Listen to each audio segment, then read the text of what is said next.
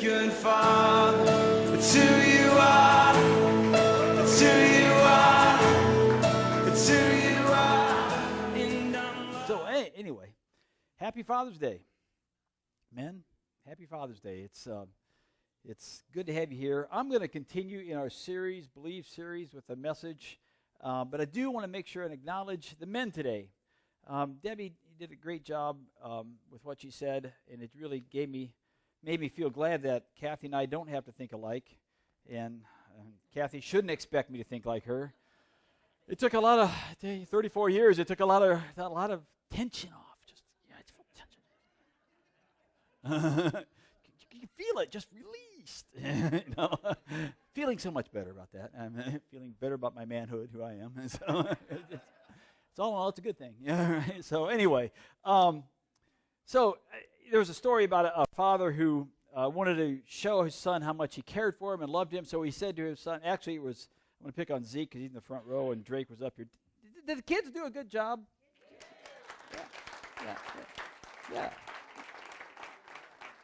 How many of you would like to have the kids do that again? Pressure. Kids, you hear that? They like you. They love you. They always love you, but now they like you. So that's a good thing, right? Anyway, there's a father, Zeke was going to share with Drake. He said, I love you, Drake, and I'm going to do something for you. I'm going to give you half of my business. And I said, for what I want you to do, Drake, is I want you to go out there and I want you to work in construction with the equipment we've got and the crews we got. I want you to be outside with those guys and learn the ropes on them. Let the guys teach you. Let Ron teach you and how to do some things there and learn that thing, that part of the operation. Drake said, Dad, I don't do that. No, that's not for me. Swinging I was going to say swinging an air gun. You can't say swinging a hammer anymore, can you? Dad, that is just not for me. I'm not doing that. Okay, Drake. Well, I love you very much. So I want you to be in the office with Karen, and I want you to learn how that part of it goes and learn that office side. Drake said, Dad, I'm not an office person. I just can't handle this. Well, Zeke was getting pretty exasperated at this point. He's like, I'm offering you this multi-million-dollar. I know. I'm just making it look good, okay? Multi-million-dollar business, and I don't understand. You don't want to work with the guys in the crew. You don't want to be in the office. What am I going to do? Drake's just that quick. He said, easy, buy me out. Doesn't that sound? Yeah. All right, enough. That wasn't part of the sermon. That was just extra, and we're getting that for free today. And we're going to have a barbecue afterwards today. That's going to be a good point. So I better get cooking here. So let's, real quick, I'm going down history road. I know you kids just got out of school, but we're going back to history. How many people like history? Yeah, we learn from history. Yeah, and history's a good thing. So let's go back to 312 A.D. Constantine was taking a trip with 40,000 troops. He was heading for Rome, and he was going to confront Maxentius. These are Greek names that I can't always pronounce, so bear with me on that. But Maxentius had an army 4 times the size of Constantine's. And Maxentius was pagan. Constantine was working at embracing Christianity, and he was pro-Christian movement at that time. And Maxentius was just pagan all the way, didn't want anything to do with it. And so Maxentius came across a pagan oracle that said, enemy of the Romans would die. And with that encouraged Maxentius to go out, instead of waiting for Constantine to come with his army, to go out and meet them. They were several miles away, and they would go out and meet them and have battle, and he was sure that he'd be victorious. Constantine, on the other hand, didn't rely on oracles. Instead, as he was marching with his troops, he saw a vision in the afternoon sky in the clouds. He saw a bright cross in the sky with the words, by this sign conquer. That encouraged Constantine. In fact, in one account, Constantine said that Christ himself told him in a dream to take the cross as his standard into battle. The next morning, he and his soldiers marked their shields with this now famous Karu. is what they pronounced that, on their shields, and they had these banners, and they went into battle. Constantine won the battle and entered Rome as the ruler of the West. And that started a whole new thing for Christianity. He was the first Roman emperor to have a cross on his crown. Now, several things happened because Constantine conquered. In 313 in Milan, he met with Licinius, and they declared that Christianity would have full religious freedom, and he ended the great era of persecution of Christians at that time. And then he also met with governors, and he told the governors that you have to give the Christians all the land back that you took from them. So Christianity was getting favoritism at this time. In 325, Constantine built a new residence, Byzantine, and renamed the city Constantinople after himself. Christianity was now the recognized religion of the Roman Empire. Constantine started building buildings for Christians. He built where they could meet. He built buildings in Constantinople, in Rome, Jerusalem, in Italy, and other parts of the world where Christians could meet openly and freely, because before this time, Christians only met secretively and in homes. You read that in Acts, how the Christians would meet in homes. They didn't have the church. Christians from Rome moved to Constantinople and found for the first time that they could worship in a building that was built for them to worship at. Now, I find that interesting. What's even more interesting to me is Constantine built a building, but he had nothing for them to sit on. You're sitting pretty good today, right? Huh? The tush is feeling comfortable, right? But Constantine didn't have anything like that, so consequently they had to stand for worship or sit on the stone cold. However, in the West, the Western churches in Italy, they put pews in there. They built the pews. The Italians in the West sat while the Greeks in the East stood. Guess what happened? The church in the West grew, while the church in the East didn't. Because of comfort. We want to be comfortable. So if you're thinking, well, is it wrong for me to want to feel comfortable while I sit in church? Don't feel bad about that, because there were people way back then, several thousand years ago, that were doing the same thing. My point is not about the pews. My point is that Constantine is about building buildings. Well, Jesus Christ is about building the church. There's a difference there. You heard, as Debbie read, the difference in the mindset when Jesus said, "Upon this rock," what did he say? "I will build my church." And so often we get caught up in wanting to build the church. Now understand that build here in the Greek means to build from the foundation. Not just to put a wall up in here, but build, go all the way down to the foundation, build that up with a solid foundation. Most people know, if you've done any kind of construction work, that especially our builders in-house here, they understand that you need a good foundation. You need to have a square foundation, a level foundation, right? Am I right, builders? It starts there. If your foundation is crooked, if your foundation is not level, what happens? Anybody building on top of it is griping about the person who put the foundation in. I'm pretty sure that happens, right? You believe what they did, how they poured that? Anyway. So it needs a good foundation. Jesus wanted to build something solid to build his church on. And so he says, upon this rock, this word rock here, he's talking about himself. A lot of people say that he's talking about Peter. Upon this rock, and upon this rock, I will build my church, is what he said. But I suggest it's different. You've heard me say this before. When he says, I say to you, you are Simon Bar-Jonah, you are Peter. Peter in Greek means Petros. Petros means small rock or piece of rock. It's a little bit bigger than a stone, but it means piece of a rock. He says, upon you are Petros, and upon this rock there means Petra in the Greek. And that means boulder. That means something here. So you are Petros, small stone, and upon this Petra, boulder, I will build my church. So we don't see hand motions. The writers don't say, and at this point, Jesus pointed to. We don't, in fact, in the original text, there's no commas, there's no punctuations, there's nothing like that. So we put that in for our reading. But I could just see Jesus saying, I can see you are Lori Wise, but on this rock I will build my. You know what I'm saying? Are we tracking on that?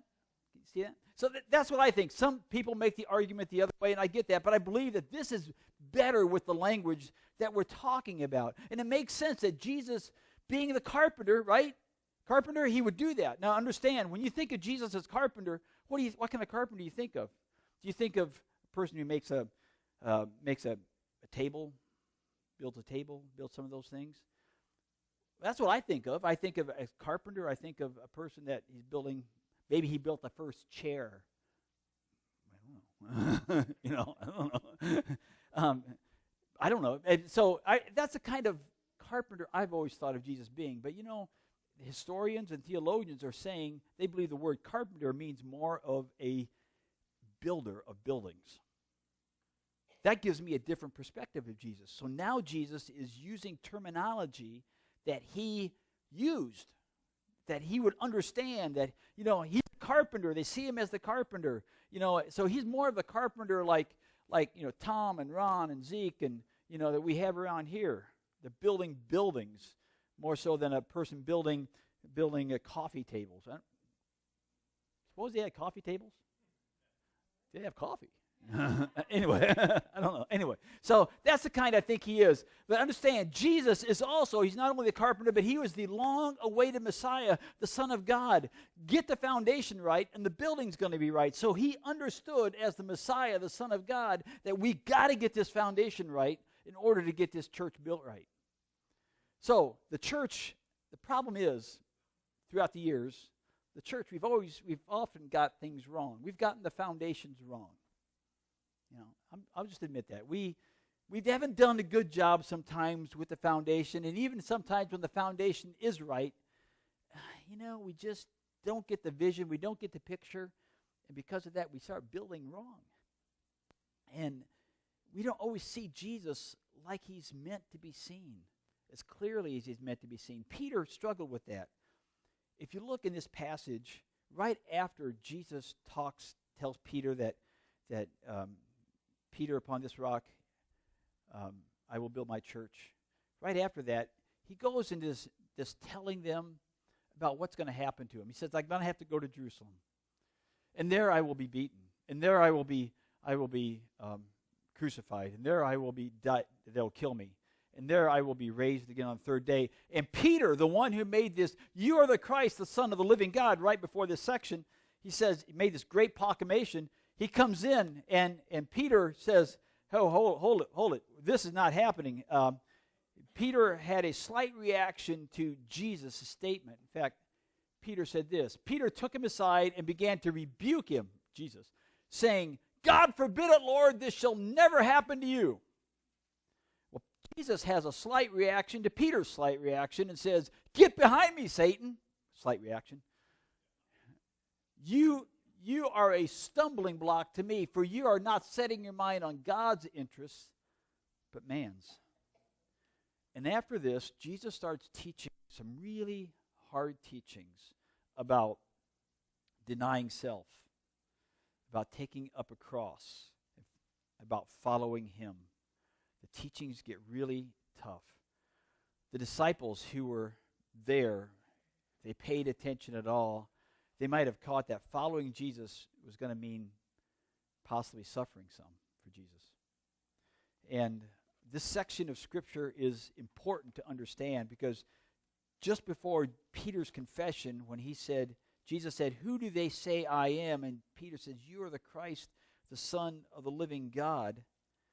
In Matthew 16, just before that, go to the beginning of the chapter, the Pharisees and Sadducees had come to him and they try to put him to the test. And then Jesus starts teaching about the Pharisees, and he says to the disciples, he says to beware of the unleaven of the Pharisees. He says the leaven that they were spreading was leaven of unbelief, and they couldn't see Jesus as the Messiah. Actually, the Pharisees didn't want to see Jesus as the Messiah because that would mess up what was going for him. How many know the Pharisees had a good thing going for them, right? They ran everybody. They told everybody what to do. They were religious and didn't have a relationship. The call of Jesus has always been to have a relationship. and quit being religious. You see that in churches today? It happens. And see that in individuals today. We become religious sometimes, don't we? You know, I don't drink, I don't chew, I don't run with those that do. Stuff like that. I want to, anyway. So we got to be careful about that. See, the Pharisees wanted a Messiah who would come in power like the Romans. They wanted a Messiah who would end their suffering. And Jesus wasn't talking that way at all. This kind of thinking, Jesus says, beware. Beware of this. It's not the foundation that he was going to build his church on. He's not building a church on might, on power, on strength. Instead, people look at it, and he built his church on weakness. Built his church on forgiveness. Built his church on loving others, even when they don't deserve to be loved. He built his church on a lot of other things. The church that Jesus built on is built on a foundation of suffering love, where the church that Constantine built on is built on power and prestige. You're sitting in a church building, but you're sitting here as the church. Which one do you prefer? Love or force and power and prestige? One's harder than the other. A few centuries of the church, the first few centuries of the church that Jesus built, understood this. They understood that he was building on love. For example, when plagues would hit a town, it would wipe out entire towns and villages. And oftentimes, people fled from those towns, and doctors even fled from the towns because they knew they couldn't stop it. The early church, the first century church especially, the Christians, what they do? They ran toward the plagues. They ran to help. The 3rd century bishop of Alexandria, Dionysius, wrote this. He said, most of our brother Christians showed unbounded love and loyalty, never sparing themselves and thinking only of one another. Heedless of danger, they took charge of the sick, attending to their every need and ministering to them in Christ, and with them departed this life serenely happy. For they were infected by others with the disease, drawing on themselves the sickness of their neighbors and cheerfully accepting their pains. We've had conversation here of, and you've seen it in the news, of somebody goes to a church building and takes a gun to shoot and kills people. Horrendous, terrible. What do you do? And we've had conversations of, do we have people packing heat? You know, it's against the law, for one thing, in the church to have a gun, okay? So we're on that. But we've talked about, what do we do just in conversation? What do? You're going to do that.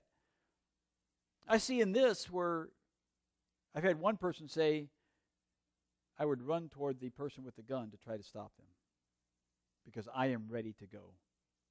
They are not. That looks to me a lot more like Jesus than to say, I'm going to bring a gun and I'm going to start shooting too. Doesn't it? I understand both sides, and I get that. But I think, this suffering love, being willing to go. They were infected by others with the disease, drawing on themselves the sickness of their neighbors and cheerfully accepting their pain. Willing to die for other people, to help other people. They knew what they signed up for. They believed that if their death showed God's love, it was a good death. And that makes what we believe so different than other religions. Other religions, the God they serve is a God who's vengeful. We die for him. Right? That makes our God totally different. When persecution hit, Christians were fed to the lions. When persecution hit, they were impaled. They were tarred and feathered. Just like in the 15th century, in the 1500s, during the Reformation, the same thing happened. Christians were taken out, especially in the 15th century or 1500s. It was the Anabaptist Mennonites, especially, that happened to. But they were tarred and feathered. And as that would happen, they were burning at the stake. The early Christians were. And as that was happening, what was happening to them? They were screaming out for words of forgiveness toward the people doing this to them. There was no hate, there was no malice, there's no wrath. They were praying for forgiveness of those who were doing these very heinous things to them. When people needed help, Christians sold their possessions, gave generously to the poor. We give of ourselves. They understood the foundation that the church was built on. They understood that the church is supposed to look like Jesus, who looks like God. But once Constantine started building buildings, the church started looking more like its culture. They were offered political power by the 4th century, and the church became the state religion. By the end of the 4th century, they had political power. They were the only legal form of worship at the end of the 4th century. Christianity was in the Roman Empire.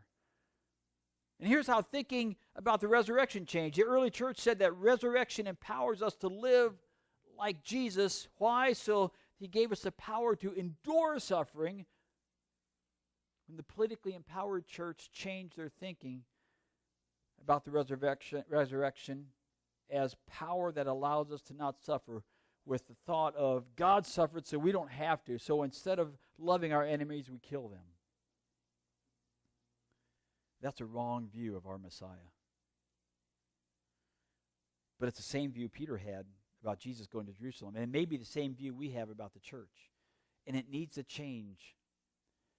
Dave Kinnaman and Gabe Lyons wrote the book a few years ago called Unchurch, Unchristian. And the authors identified 6 themes to people's perceptions of Christians. The first one is that we are hypocritical. The second is that we're too focused on getting sinners to say a prayer. The third is we're anti-homosexual. The fourth is that we're sheltered. The fifth is we're too political. And the last one is that we are judgmental people. I look at that and I can see where they get that. Can you? The thing that bothers me is I don't see on there about their perception of Christians. I don't see anything on there about a people who are loving, a people who are caring, a people who are kind. We don't see that. Now, in our current culture, part of the reason is the news media. I just heard last night and then a little bit more about it later this morning. It wasn't put on the news, but after the Orlando shootings, they had a blood drive to help with the victims. Maybe some of you heard this. And Chick-fil-A, who's always closed on Sundays, opened the doors to provide food during this blood drive. And I was just told this morning that CBS said that they had this blood drive and just magically food appeared. Not giving Chick-fil-A any credit. But that's okay. I believe Truett Cathy would probably say that's fine. He's the founder of Chick-fil-A. And that's the kind of man he is. And that's okay. It's fine. We don't do it for man's applause. We do it because God calls us to do the right thing, no matter who sees us and how many people say what they say about us, right? That's what we do. And I commend Truett Cathy for standing his grounds on morals and principles and being closed on Sundays and all that, yet at the same time saying, I'm going to put that aside and we are going to open up Sunday morning and we're going to provide food and we're going to help these people because this is important. I believe that is a good thing, yet people who come up with these lists don't see that and don't see the love that is out there. And I believe Christians are doing things in love. Yet the foundation that Jesus built the church on is a foundation built on love. The church should always look like Jesus' love, and Jesus' love always looks like the cross of Christ. Paul understood that in Ephesians 4 about the church. He says that there are different people with different roles to play. Ephesians 4:12 says there have been gifts for building up the body. The word building is the same word that is speaking. Paul understood it's the foundation thing. The same word Paul uses in verse chapter 15.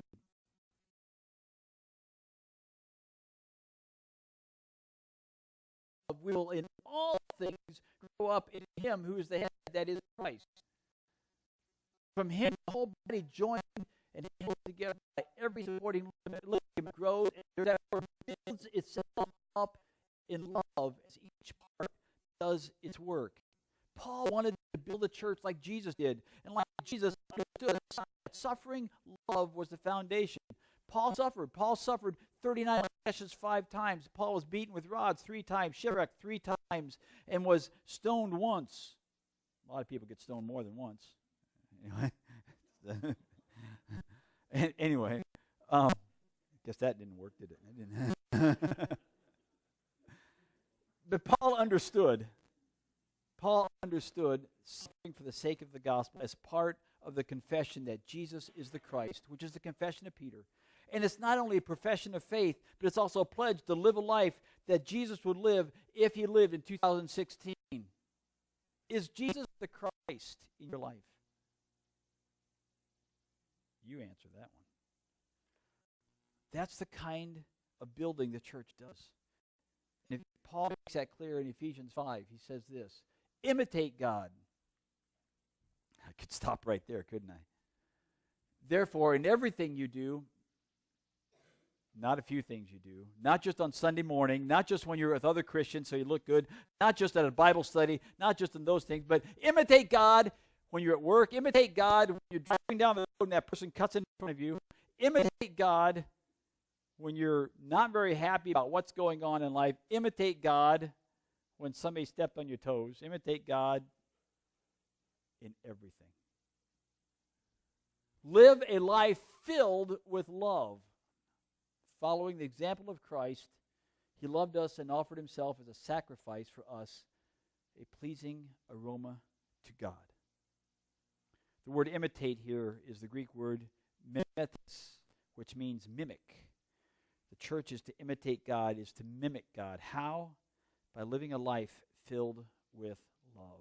By living a life, dads, as you love, you think about your children. I think about my girls, and I would do anything for my kids. Anything. I think about times when they were hurt emotionally, hurt physically, and I wanted so bad to take that from them, but I couldn't. And how much that hurt me. Dads, you know what I'm talking about? That is what I'm talking about here. God the Father wants to do the same thing for us. Notice here that Paul doesn't leave us to guessing about what living in love looks like. He says he loved us and offered himself as a sacrifice for us, a pleasing aroma to God. The church is to look like God. God looks like Jesus, and Jesus looks like sacrifice. Now, a lot of people say, I don't need the church. Let me just say that this is why you need the church. If you plan to follow Jesus, you need to be part of the very thing that he loved and gave himself up for. He loved the church. He gave himself up for the church. No other group will teach you about sacrificial love. And let me just say back up here, the church isn't this building. You know that. I've said that for years. You out here are the church, breathing, living, moving. No other group teaches you about taking up your cross every day. No other organization will tell you to deny yourself. This is the place where we learn to be like Jesus, and if you are following him, he will lead you to the church. Maybe not to Rexon Christian Fellowship, maybe to a church someplace else, to a group of people someplace else. I don't know. He does that because he loves the church. Another reason you need the church is this. If you try to love like Jesus loved, you're going to need help. Very simple. Follow me around for a week and see what happens. Pretty soon you might become a bit judgmental about me and say, can you believe that? The Bible talks about being judgmental, by the way, so just in case you get that way. The church is made up of people. We're made up of people who are a mess. We're made up of people who are a wreck. We're made up of people who are hurting. We're made up of people who are not hurting. We're made up of people of all shapes and sizes. We're just a mixed bag of nuts, right? Some of you are cashews, and some of you ain't. But we're made up of people who are called to live like Jesus. And it takes us, you and me, other followers of Jesus to work together, building each other up, encouraging each other, teaching and serving to be made up into the image of Christ. So what does all this mean? What difference does it make? It means that the church isn't about buildings. It's about building people. The church isn't about a place you go, but a people you are. The church isn't about me or about you, but it's about Jesus. The church isn't about political power and politics and all that stuff that we get caught up in and bigness, but it's about resurrection power through weakness, because Jesus did everything backwards, and it works. The church is the people of God working together to build each other up to look like Jesus. It's being together as a building is together, as a body is together, as a household together. They're also all metaphors the New Testament uses. It's giving ourselves up for the church as Christ loved the church and gave himself up for it. It's giving ourselves up for the world as Jesus Christ gave himself up for the world. Greg Boyd, I like Greg Boyd. He wrote this: being the church always requires that we bleed for others. And for just this reason, doing the kingdom accomplishes something kingdom of the world activity can never accomplish. It may not immediately adjust people's behavior, but this is not what it seeks to accomplish. Rather, it transforms people's hearts and therefore transforms people's societies. The song goes, build your kingdom here, change the atmosphere. Did you catch those words in the songs we're saying? Yeah. Sacrificial, messy love is what changed the world, and that's still what changes the world today. That's why Jesus built his church on it. And I believe the church is God's way, main way, primary way to accomplish his purpose. The world needs the church. I need the church. You need the church. And we need a church that looks like Jesus kind of love. God's main way to accomplish his purpose is through us. It has nothing to do with Constantine. It has everything to do with Jesus. So, who's building what? Are you building the church? Are you encouraging? Are you serving Jesus by helping him build the church the way he wants to, and that's loving? It's like the writer said, people seem to love Jesus, they just aren't sure they like his church. But I know this. I'm pretty sure about this anyway. If you and I started loving like Jesus loved, I believe people would have to love the church. Let's pray. Father God,